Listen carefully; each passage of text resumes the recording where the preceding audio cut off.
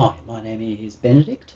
This is part 4 in this series, and this time I'm going to be covering toms, bongos and the like, and a couple of other percussive doohickeys. So we've got a bit to cover. May not be short, but these are never short. That's not my plan. If you want 2-minute videos where you think you learnt a lot and come away with nothing, there's bazillions of them out there. The thinking guy means we cover a lot of ground, but you can watch this video over and over. It's there on YouTube. It's free. You can keep watching it. What I will ask, though, is if you are watching and enjoying it, hit the subscribe button below. That helps me. What also helps me to help you is when you give me feedback, like really direct feedback. Explain what's great. If there are things you're unsure about, ask. It's really important. That way I know that people are engaging, and I also know what you value and what you want more of. If you're just going to ask me to make them shorter, don't share that. That's just going to piss me off, because I've explained that lots of times. It's about the thinking, and if you want to just do music fast, maybe you don't want to do music at all.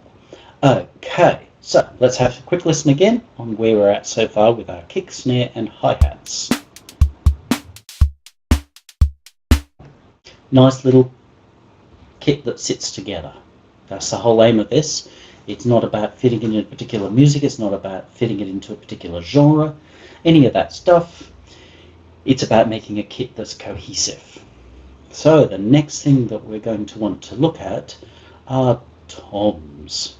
There is nothing quite like a good tom roll, and for that we actually need to make toms. So we will look at putting two together, so it makes them easier to deal with. The tom device in here is pretty good. I quite like the PM one, even though they do sound a tiny bit funny, but I quite like them. They're character devices. These are kind of cool, but I'm going to show you, rather than using one of those pre-made things, I'm going to show you how you put them together, which reminds me I actually want those separated out. And 12. So, toms can vary tremendously. So they're like snare drums and hi-hats in that there's a huge amount of variety in them, and the flavour that you put into them to some extent defines the flavour of your piece.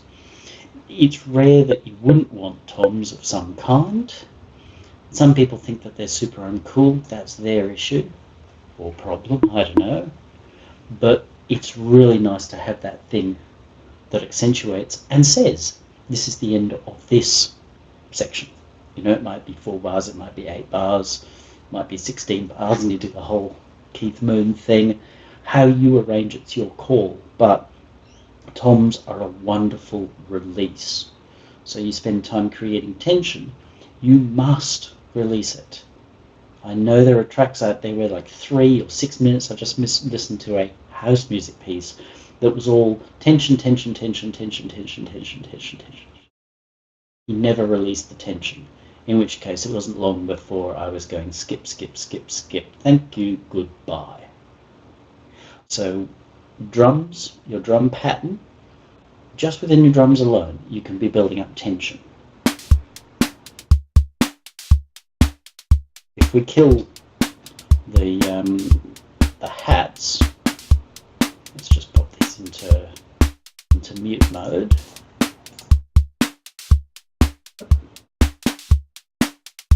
Obviously I'm not doing that right. There we go. To some extent that's building up tension, because it doesn't really change.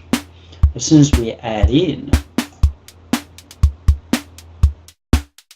the hi-hat, we've got a little bit of variety, but for the moment we're still building more than we're releasing.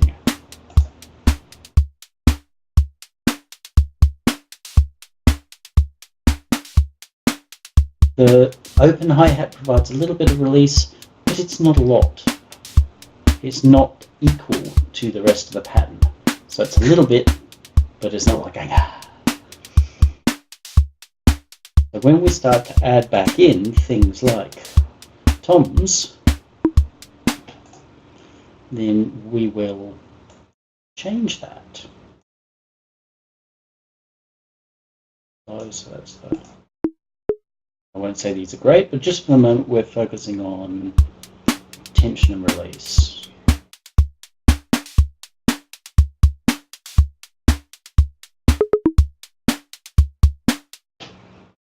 See how they appear and they're like, ooh, which takes you out of what you were being held in with the main drums that we had so far. They come out and they do something kind of cool. That's release. Well, let's look at some sounds. Obviously we've got some here. I'm just going to work with a simple 2-pair set. It's quite common to have a 3-pair set, or maybe even a 4-pair set. So in which case we've got, with 4, we've got do, do, do, and then a floor tom, which is the big sucker out on the side here. Looks like a kick drum that someone stood upright. Often it can even have a bigger volume.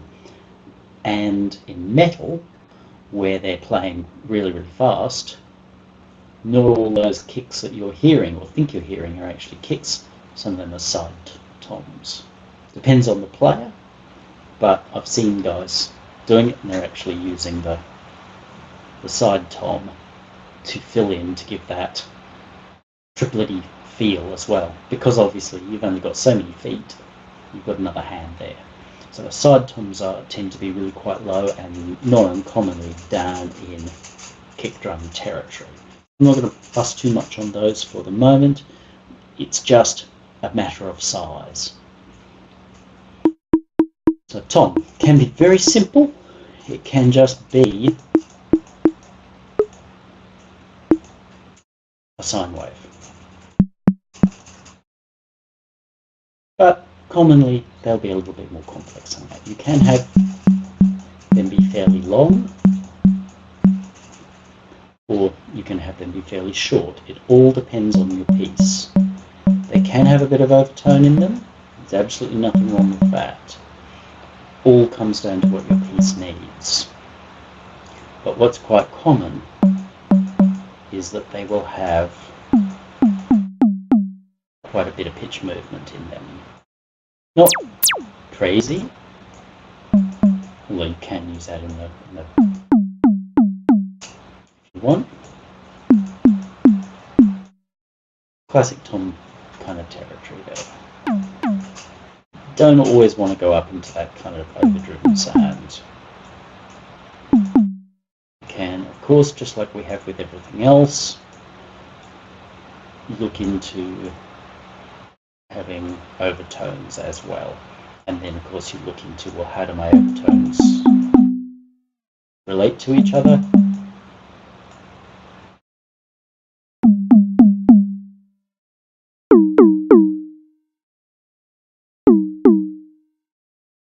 I reckon that the overtone should start slower.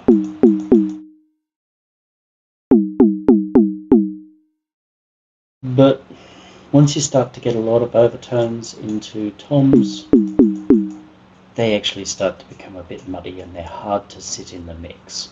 So I'm not saying don't do it, but just go carefully.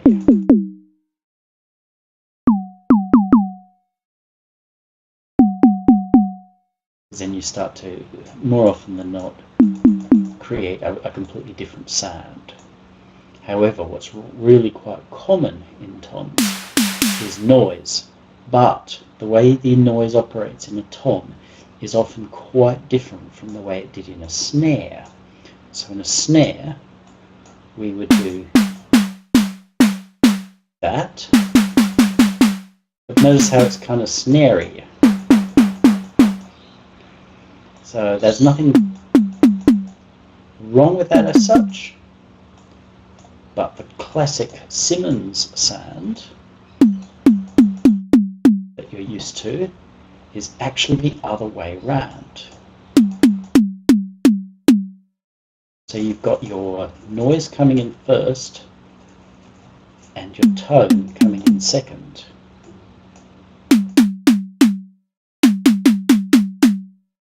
Don't ask me how or why they arranged it that way. It's just the way it worked out, but boy does it sound great when you get it right. And what you're going to want, as a general rule, is a matched pair. Unmatched toms are just not going to be that sexy. The difference is going to be in the pitching. Now, the pitching in this one doesn't get controlled by this, which is kind of a shame. Bad propeller heads. In which case, you've got to look at these and shifting them individually. Kind of sad. So we pull that down a little bit, push that up a little bit.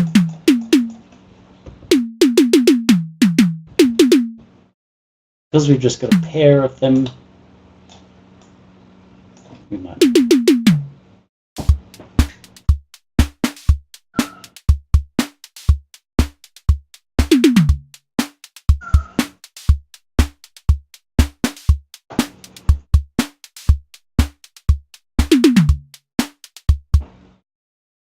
Simple. How you set them up is really then going to be up to you. Thankfully,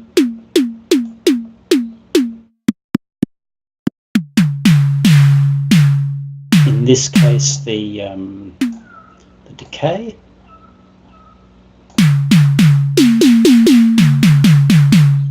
can be altered. You might just turn them down because they easily get pretty loud.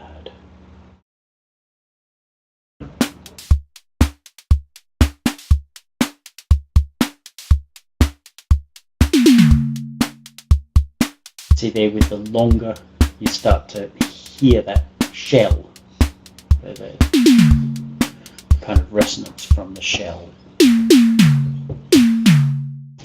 If you want to be a bit more realistic, then you probably go, okay, shorter, longer. Size determining the length of the sound. It's tempting to say, okay, that one's higher, so I'll go high on the sound and low on the noise here. Sometimes it sounds really good, but there are times in which you end up with an unmatched set. So if you're struggling that, hang on, everything's kind of matched, but they're not the same, they don't feel like they're together, rather than reaching for compressors and trying to jam things together where they don't really belong, look at just making sure that your components of your sound, which, remember, starting with a physical concept, which is the skin that you hit, so that's your main tone, the tub that it's in, so that's your drum shell for creating extra resonance and overtones or what have you, and then if you're wanting a noise source. So sometimes they will sound more consistent when you've got something that's kind of more between. So you can, depending upon what you want to do, you can really differentiate by having wildly different sound components, or you can go to having them be quite similar, if not exactly the same. So we could say, let's force them to be the same.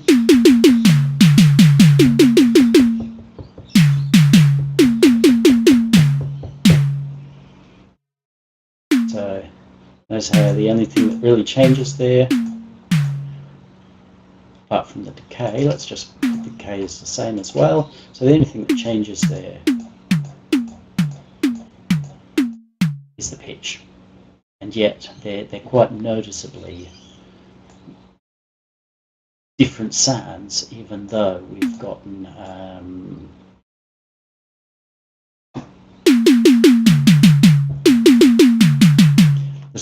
the same noise source. So it's a certain amount of trial and error, and by playing with things, you're sitting there going, what does that do? What does that do? What does that do? And filing that information away in your brain. You don't have to do that consciously, but sitting there and playing with the sounds and going, okay, well, what happens when I do this? What happens when I do that? And going, oh, it does that. that's naturally just filed away in the back. And when you come to a situation where you need to solve a problem, then you'll find that those patterns can appear, but they only appear if you've taught them to yourself. And the best way to teach them to yourself is by sitting there going, okay, okay, okay. And that way your brain remembers those patterns.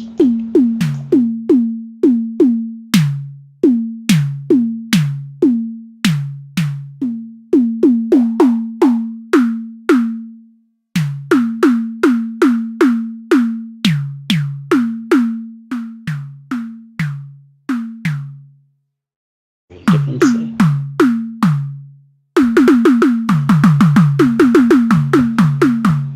So in this case, putting that bandpass, the resonance into our noise component, we've narrowed our noise down, which giving it a little bit of a tone as well. So we're creating a difference in our click at the beginning of the sound. We might decide that we want to add a little bit of shape, a little bit of overtone. We always need a little bit more overtone in this case. Don't love it. Get rid of it. So let's put that back in our mix.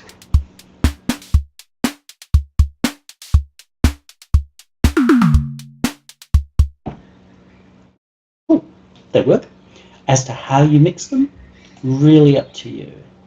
If you're a bit sort of like, oh, toms are uncool, once I finish feeling sorry for you, then we can look at just reducing them in the mix.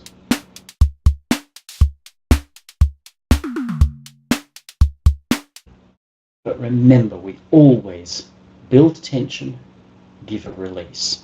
If we don't build tension, obviously no one's going to hang there for more than like a second until they've found something else to click to. Probably a bit rugged, but that's what people will do. If you just do nothing but build up tension, build up tension, build up tension, especially if you do it just by playing the same thing over and over and over and over and over again, that tension very quickly becomes boredom. So tension and release. I know that I may build up more tension and release, but if you have a sense of humour, you will note that I provide some release there as well. Workable toms. Now, in terms of how you might process them, really all the same fellows as we had before. So we'll put these onto our bus effects for the moment. Nothing else should be on them. Yep, no, hang on. These guys still are, so we'll put them onto the master. Nothing else should be. So at the moment, this gives us this effect that we can use just for our toms. Lots of compression.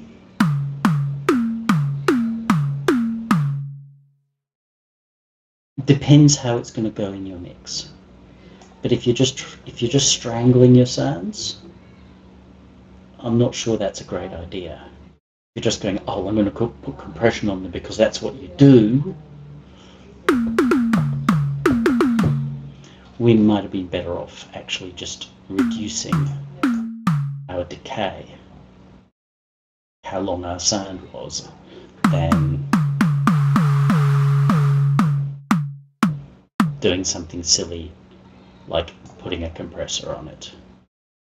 So it's not to say you can't or won't compress.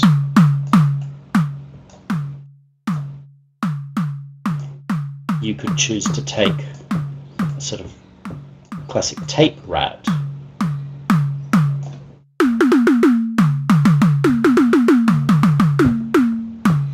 That's really pushing those sounds and squashing them down overall. So with a fast attack, we're not...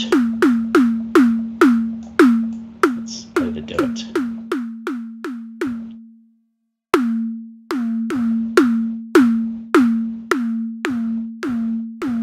Yeah, how that really kind of squishes them. So a very fast attack, a long release.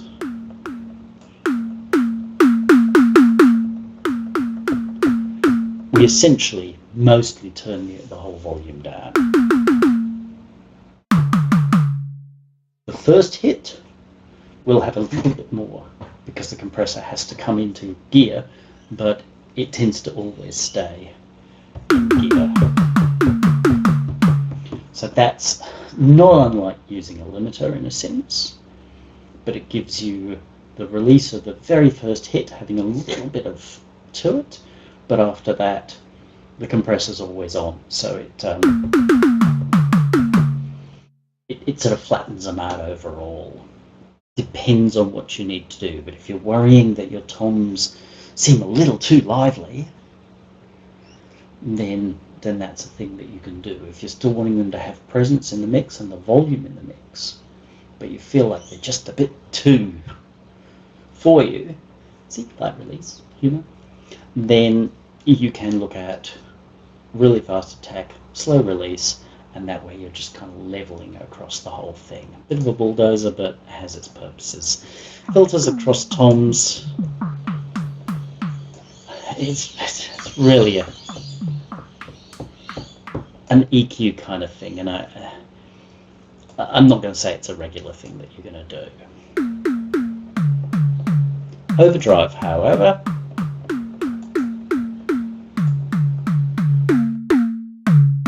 definitely can have a purpose.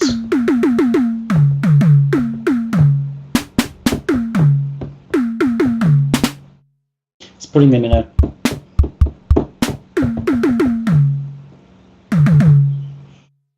into a kind of a space. It is giving them that heavy crush compression as well. As to how far you want to go depends on your mix. You're naturally adding an awful lot of overtones by that point, and I question the wisdom of going that far unless you are doing industrially type stuff.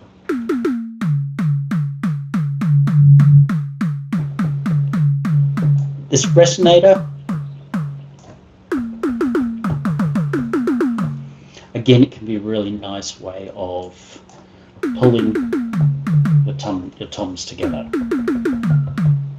So that's resonance is really behaved differently on each of those. Now, in a real room with a real kit, you're going to find that it does behave differently. Certain toms will sort of stand out more. Often that's the floor tom. But by putting all your toms through this one device, you're actually grouping them and then processing them with something like a resonator.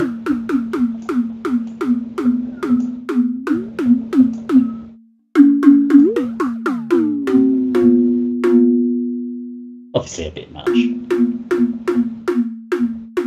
That's kind of cool.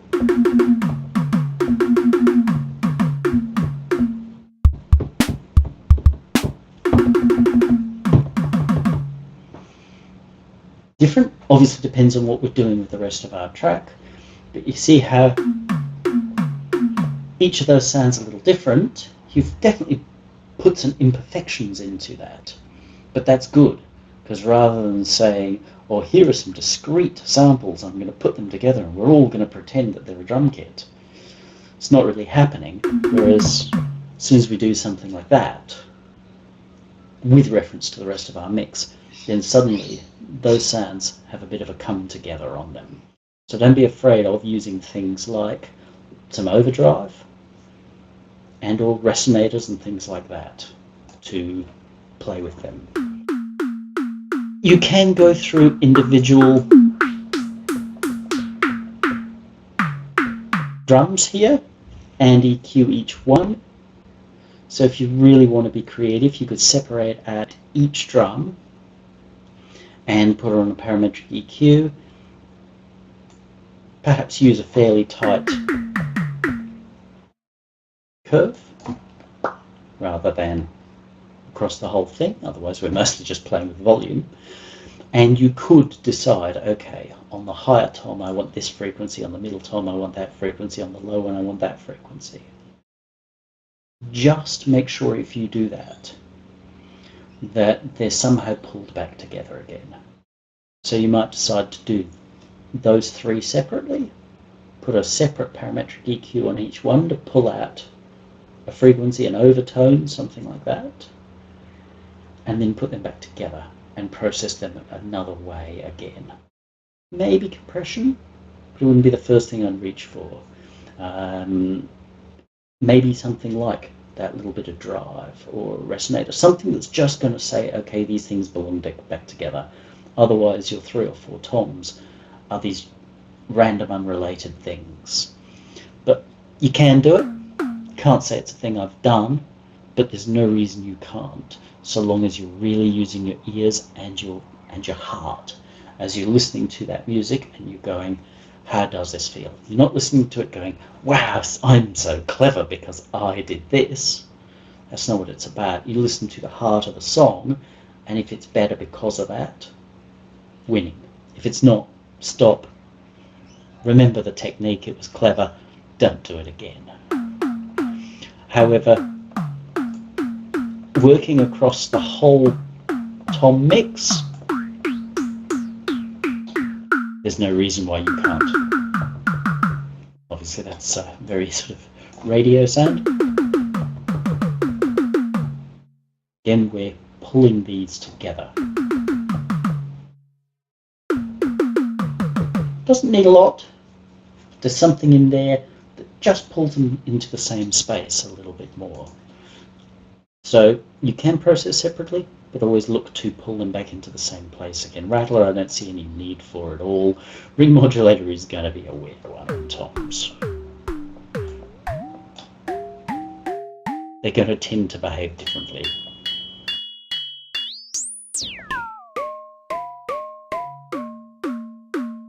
But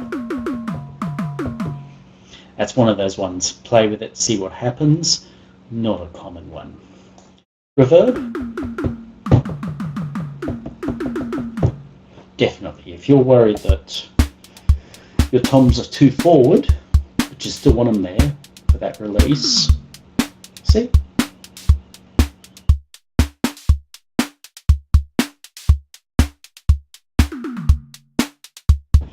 So you should be hearing we've got really quite a present kit, otherwise kicks and snare and what have you, they're really right up front because they've got no processing on them at all. The toms are fairly big, they're made a bit bigger by the reverb sound, but we've actually pulled them back in the mix, they're not as immediate. So they're still playing their role, they've got that interrupt and release, but we've used reverb to pull them back in the mix. They sound big, but they don't sound as in your face. So reverb, it's worth considering sending them to either a different reverb unit, putting them through a different reverb unit before you get to the drum bus or the drum mix, or simply just giving them more of it.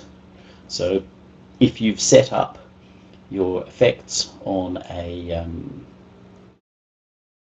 send, I won't get into this because that's going to be another video, otherwise I'll sidetrack myself and then double up, then you could just give them more reverb. Bigger, bit further back.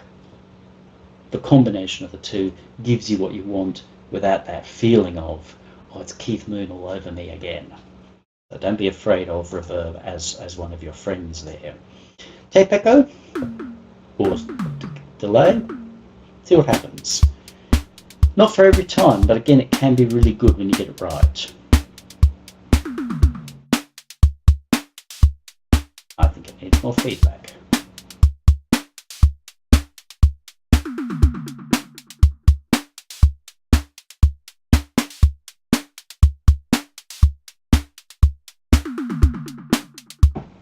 I rather like it. Not for every situation, but don't be afraid of actually using echoes, delays, that sort of thing on them and on your toms, and then really just look at your feedback, and it's probably well worth looking at, well, what's the right frequency to focus on in that echo. Transient shapers, by all means, again, mostly I would be looking to have done that when I made the sound. really want, you can. Again, I think that you can do that. Again, see how that sounds in the mix.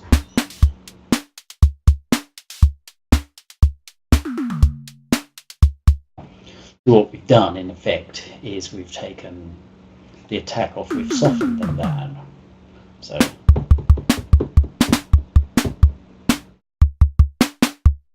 nice and present. Because we've pulled off that attack, we've slowed them down.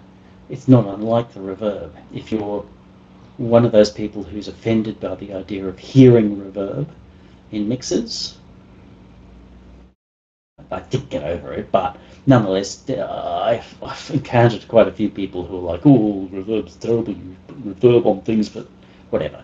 But if that's your point of view, and you need to create some of that feel that you would otherwise use reverb for, then things like your transient shapers can be really good. Like slow your attack right down, so you're just smooshing it, and then possibly even adding a bit more decay on the other end. You get a similar result to the putting reverb on it without putting reverb on it. So let's run through the main obvious suspects there. In a drum mix situation, it's not too uncommon for people to want to put a lot of bass and treble on these drums.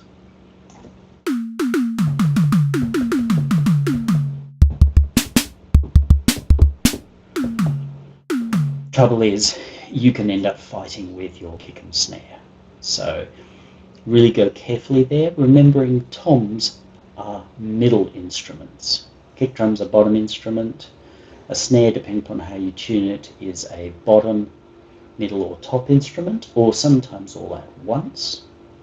It's allowed to do that, it's an interrupt. But toms generally are a middle instrument, even though they might be loud and seem to ride over the top of everything.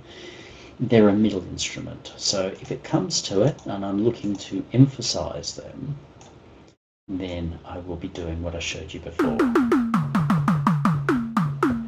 Pulling out that middle, because that's where you've got uniqueness. They will sound somehow a bit more real.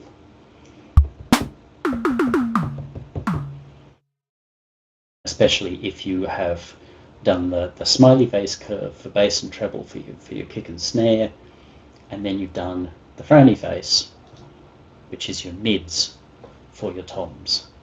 They're different. Oh wow, cool. So they'll stand out better. That's really kind of the main thing with toms. Next thing we look at is very, very similar. It's going to be bongos. Again, I'm just going to focus on a pair of tones. Put them in the same thing, so that's going to be the high one, that's going to be the low one.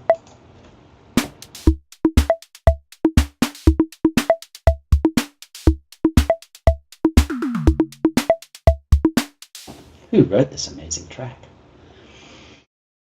Tempting to put a lot of pop on the front of them.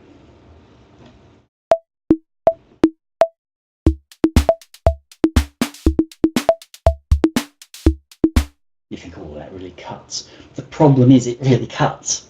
So you've got this little bit like DC pop on the beginning of every sound, and it's not right. It's not to say you can't do it, but it's not right. So be cautious there. You're better off having a slower sound.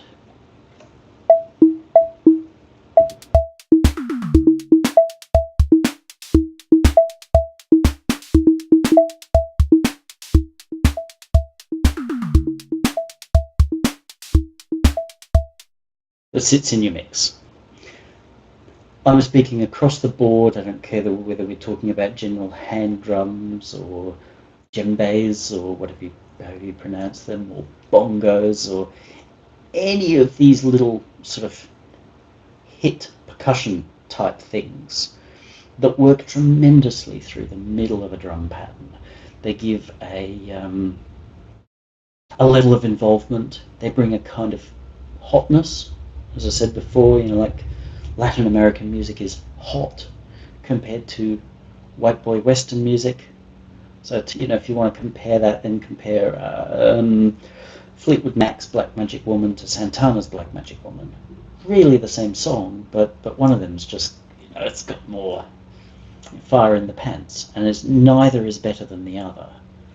If you like hot music, then you're going to like Santana's version better. If you only like cold music, then you're going to like Fleetwood's version better. But if you like music across the board, you're going to go similar but different. So your little percussions are a wonderful way to roll things along and add a little bit more energy into your beats. Don't be afraid to use them. Don't think it's uncool to use them. Not using them is uncool, because it leaves you with a limited palette. You can look into some fairly extensive sort of pitch bending, but just be careful, don't overdo it. If we start to, it's just not going to feel right. It's not comfortable. So if you want to do that sort of stuff, then you can look at, but we're getting into Tom territory.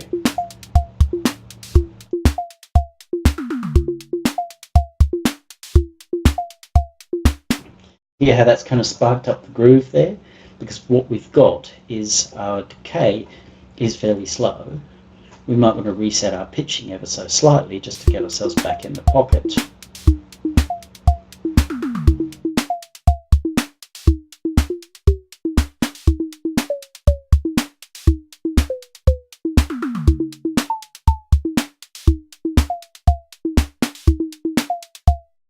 But a slow decay on the pitch means that we're really never hearing it settle, and because of that we don't hear a point where it comes down and then settles. So your classic kick drum, like your 909 or 808 type thing, pitch goes high, comes down, and then most of the time we're hearing the pitch down here. When you do it this way, where you've got a long decay, you're actually never really hearing where what we might call the core frequency is, so it feels like it hangs, which is very much a thing with a lot of particularly African drums and what have you. Kind of always got this feeling that's like it just never quite, and that's a cool thing. You've still got to get your tuning right for the piece, but they work very nicely in the groove. We can add a little bit of overtone into these. Again, just watch out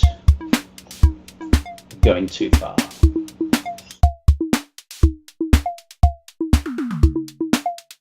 Little bit's good, too much not so good.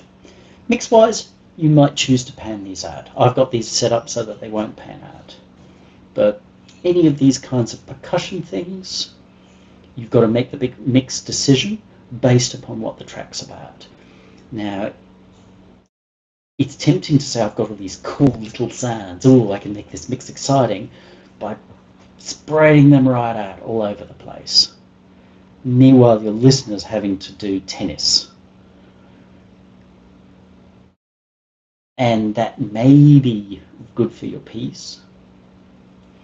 But if you, let's say we've got a lovely female singer over the top, like a really good one, and she's singing a great song, Turn Around, Bright Eyes, or something like that, and at the same time you've got Benedict the Bongo Bastard all over the place.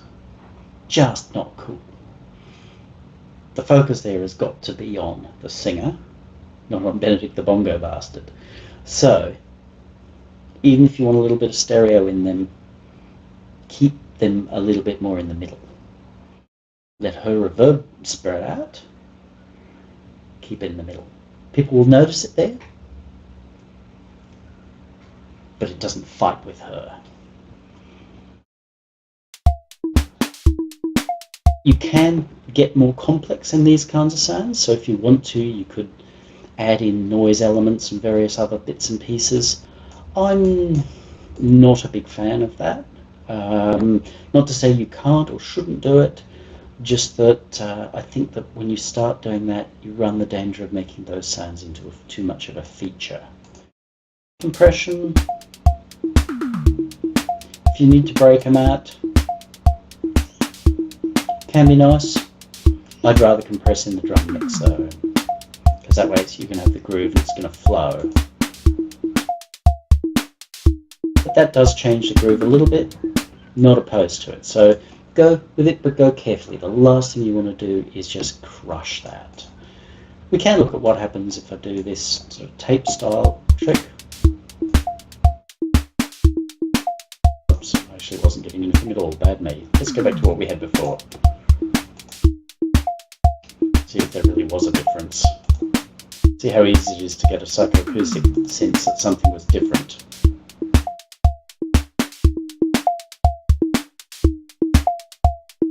No, actually I think it's killed it. What if we go this other way, this tape style thing?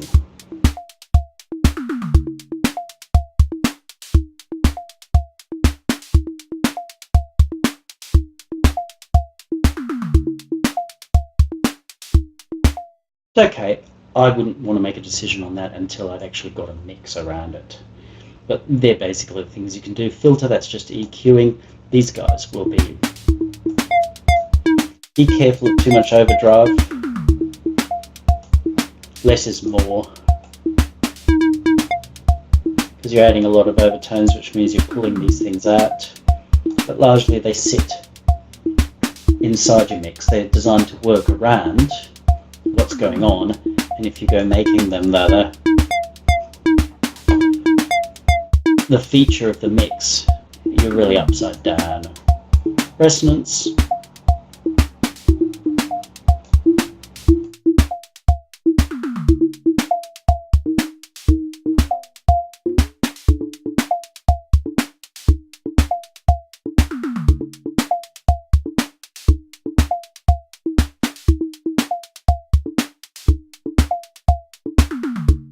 Obviously, very much dial to taste, but it's not a thing I'd be concerned about doing at all.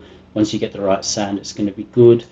Parametric EQ, just like those toms, you want to find where they live in the mix. You want to find just where any of these bongos or percussive sounds live in the mix. Go, okay, that's where you work.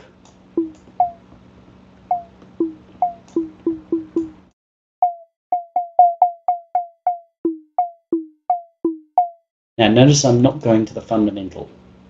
Tempting to go to the fundamental, but all you're doing is turning the volume up. You're not achieving anything other than making them sound wrong. What we're looking for here are actually sort of overtones of the whole kit. So I'd probably rather put these into a little bit of drive or a little bit of saturation to start to develop a little bit more overtone, and then pull this out.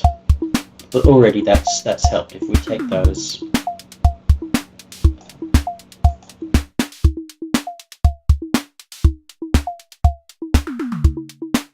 it's put the two together, it's found an overtone and pulled that through the mix a little bit more. Ring mods can be cool on these. It's not uncommon for me to use ring mods on toms. You are going to end up with a different sound.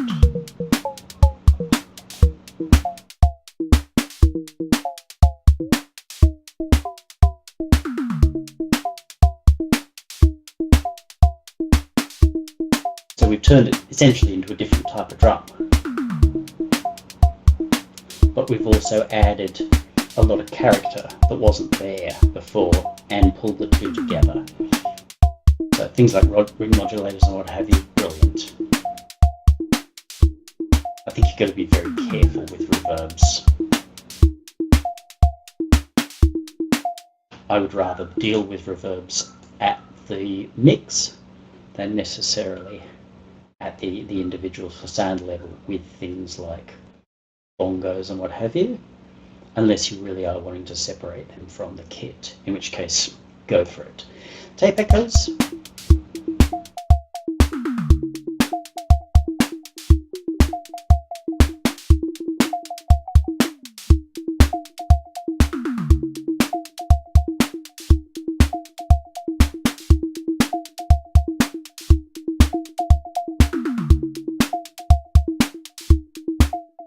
I have done plenty of times, probably a bit more of an 80s thing, but there's absolutely no reason why you can't. Like, if you're wanting to develop that little bit more roll in a pattern that is a little sparse with what you've got, then there's no reason why you can't use delays, echoes.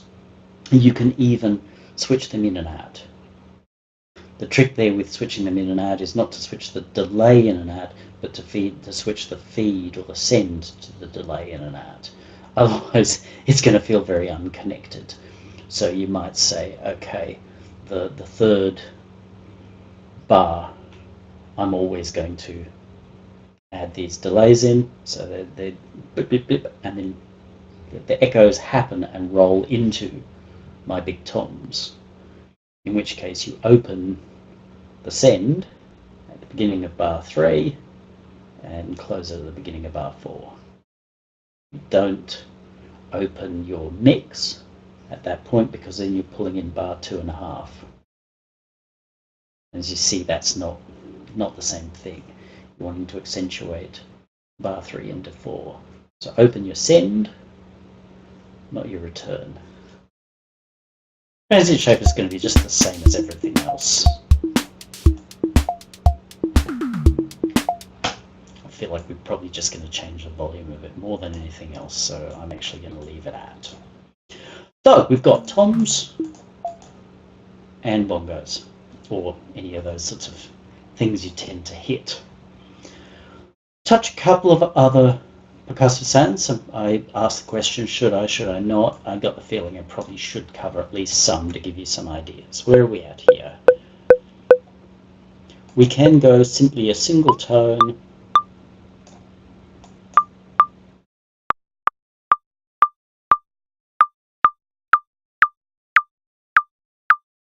a little bit block.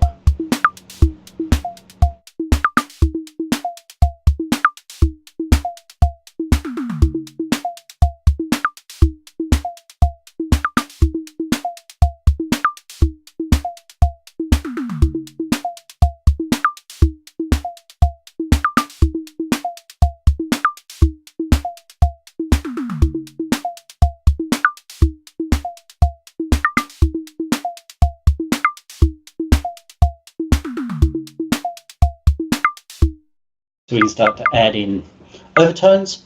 In this sort of thing, we're looking for character. You may just be only wanting to emphasize a particular point in time.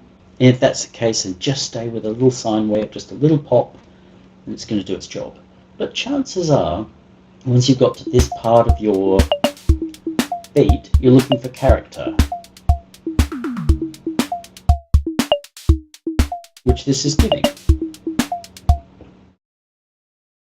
That is both tension and release at the same time. So the trick here often with those is simply two tones. You find a point at which they work together really well. That's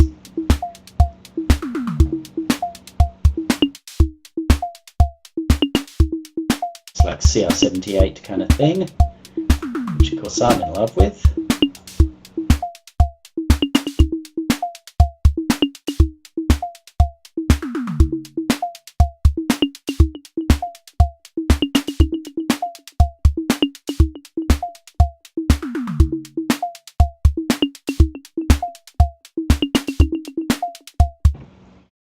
So these sorts of sounds, in your composition, you've got to work out why they're there. If they're there to create the rhythm, let's say we're working with a defined rhythm, a rumba or a samba or something like that, where things tend to go in a particular place, you may not want to mess it up with this, or you may want to highlight it with this. So decide what it's doing. If it's very much a rhythmic marker, then focus on that. Then decide, okay, how much do I want to feature this part of the beat pattern? So that's how you set up groove. Again, that's a little bit more of the answer for you there, Travis. How you set up groove is by where things appear. If it's just a... that's actually a groove. Not necessarily the grooviest grooves, but it's a groove. To say that's not means you end up missing the whole point and then finding it hard to build on that. But if we've got somewhere in one of those divisions, let's say it was boom, cha, with that on top.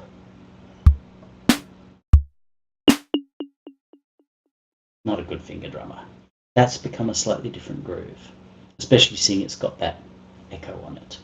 So where you put your extra sounds are really going to define your groove.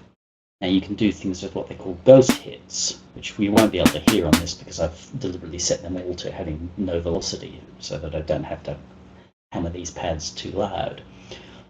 But ghost hits will just be where you've got quieter before. Well, they often come before or after the main hit. Another way of messing with the groove. But these sorts of sounds and what you do with them have a big impact on how your overall groove feels, and that's where you get to put real character into things. So do not be afraid of getting interesting with these sounds.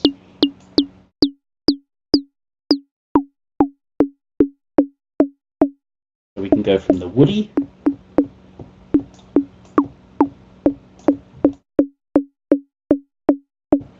which is again using that trick of having the overtone become the undertone. A sort of woody sound. You can even add more overtones into it.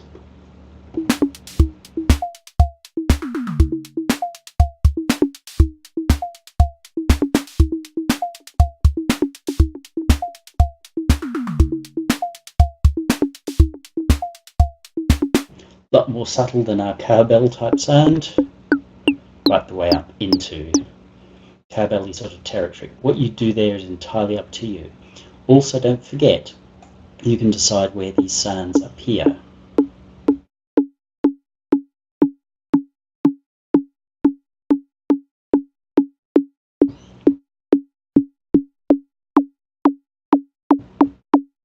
And that changes what our sound does. So fairly slow.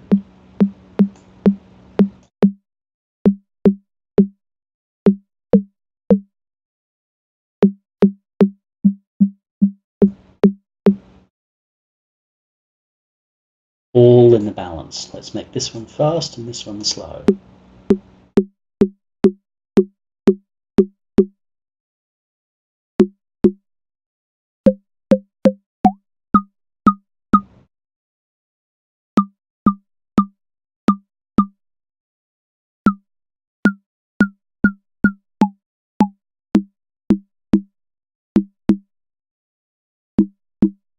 So that's quite an interesting sound. You could also, not going to work so well when we've got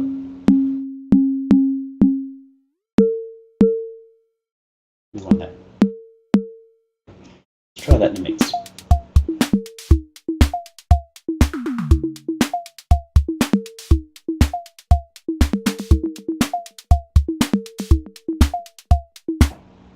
Character. So there's a host of things you can do. What I'm looking at here is simply that our first sound starts and then our overtone develops from there.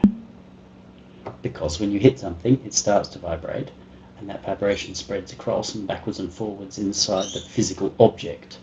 So your overtones tend to take a little bit of time to develop. So you can do things like have them finish later, or even have them finish earlier.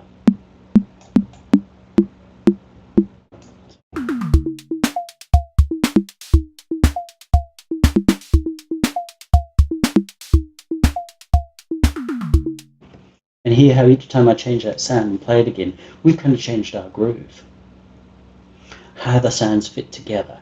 The way I've got it sitting right now, what I've marked as a clave, is actually sounding like a third hand drum. But it actually, because it's quite tight, it actually sounds like we're stopping that drum. So if you watch hand drummers, you'll often see them stop a drum. So they hit it and stop it, or hit and bring the other hand down to stop the drum. It's part of the performance. So this actually has created some of that feel in that. So we can change our groove and how it behaves by changing our sounds. I've marked it as a clave, so let's run through some of the cool things we can add. Noise, maybe.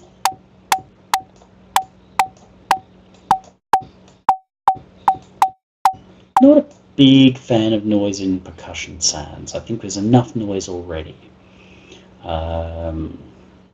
Compressors, by all means, but what you aren't just killing your sound. Again, I think it's better to do that on a percussion mix, so if you've got several things, but often these sounds are not playing all the way through. They're not playing as much as bongos or what have you, they're once in a while. So if you're applying a compressor, yeah, but maybe you're just applying it so you can say you've applied a compressor. These things obviously can be good. A little bit of drive, but because these can be detailed, we don't always want to ruin the detail, but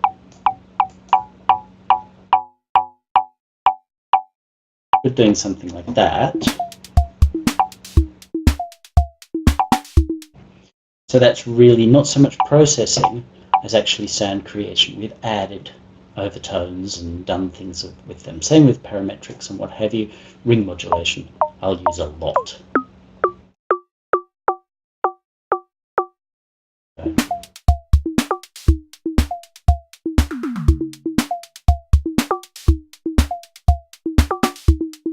I've run through and shown you those, so you don't need to look at them too much. Oh, if you are working with them in this place, then you can do things like using envelopes. All comes down to the architecture of what you're doing. It's not a reason-specific thing, just that you can use them. Reverbs, just be cautious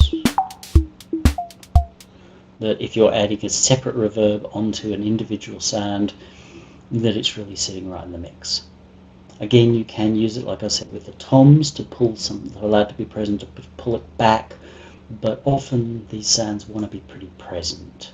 Echoes we've looked at already, same thing, so don't be afraid of using those. So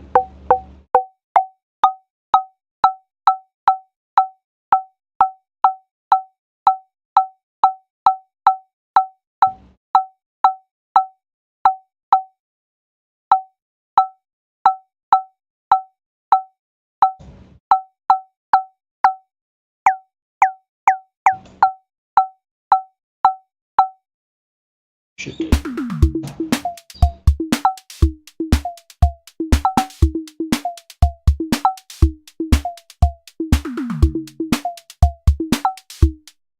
Okay, cool. So we've got bongos, toms, a clave, or any of those other little percussive sounds that you're going to add. Don't add too many, because after a while it just starts to sound like a jumble sale. The other thing that we're probably going to want is a cymbal. I haven't touched that before. Probably should have yesterday in the hi-hats one, because I did promise other metal work, but I forgot. Now I'll show you some stuff here, but I actually get my best results doing this in external synthesizers.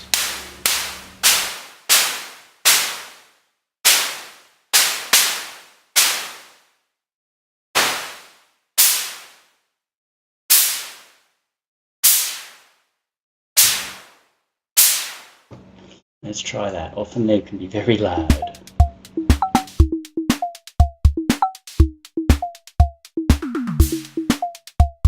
There we go.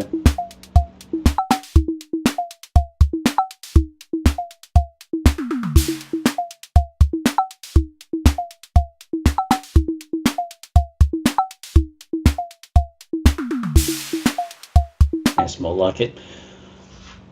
Now I know that most of you are going to go, but Bennick, that sounds like shit.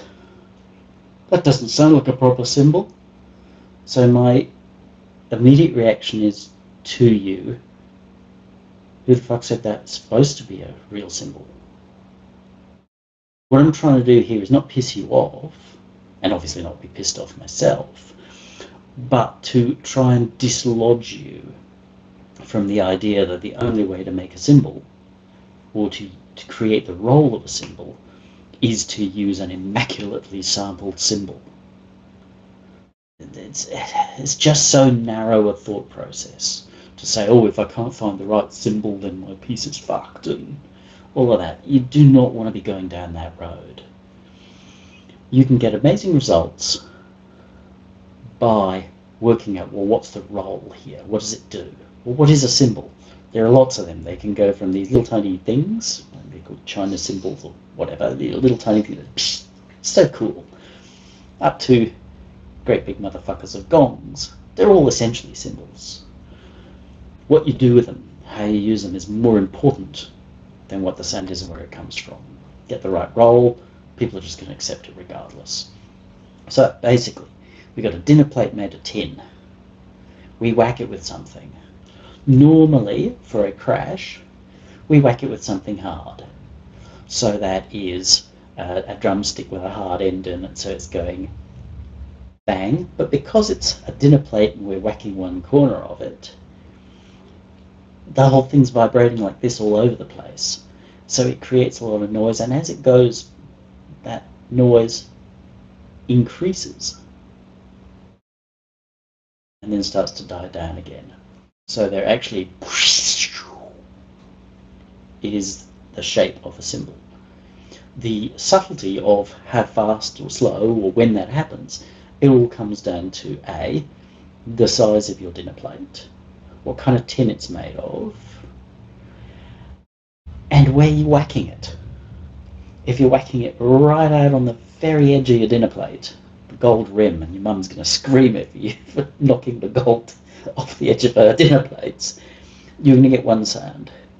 If you go right up into the middle of the tin dinner plate, then you're going to get a whole other sound. That's called the bell, because it's commonly bell-shaped. And it sounds more like a bell. So work out what it is. One of the problems with working with samples or synthesis for this is simply that in real time, a real drummer is hitting things all over the place. He could be using brushes. If he's super cool, either orchestral or a prog rock dude, then he may well have those little cotton buds on the end of his stick, and you're doing the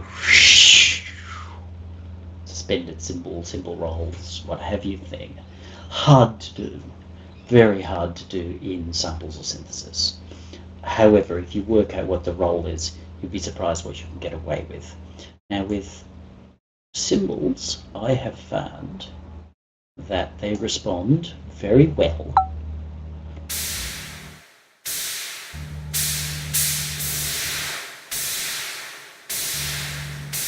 to overdrive.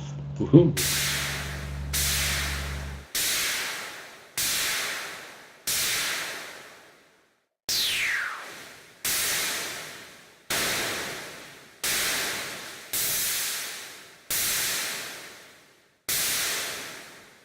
So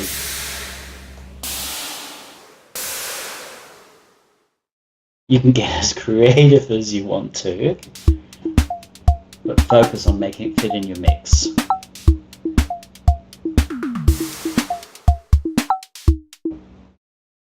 And before you say to me, oh, but that doesn't sound like any of the cool samples I've got, go back and listen to old records, back when drums sounded absolutely brilliant, because there was one drum kit with one drummer in one room. There was no mental overdubbing of everything. And if you listen closely and pay attention to the cymbals, you will often be surprised with what you really hear. A story that I've read about Candlemass's absolutely classic and stunningly beautiful Epicus Doomicus Metallicus record is the cymbals actually had chicken wire put on them. he put like chicken wire fencing on top of the cymbals. And this wasn't the drummer. The drummer was a bit like, what the fuck are you doing? But the guy who in the studio had a pretty good idea of what he was doing. He wanted them to be more raucous. And so he put chicken wire on them so that they didn't sound quite so polite, which is essentially kind of what we're doing here. So don't be afraid to play around with things. As you see, if we wanted to act like we were stopping our cymbal, super hair metal to be automate this fella, and you can actually choke your cymbals.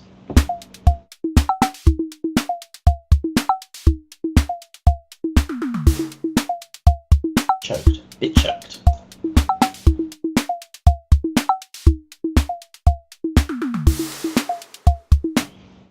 Subtlety's a key, but don't feel like you can't use that on its own or in conjunction with samples. If you've got samples and you're just like, yeah, I like some of that, but I need to make it more unique, because one of the problems with pulling samples from lots of different places is that they don't make a cohesive kit.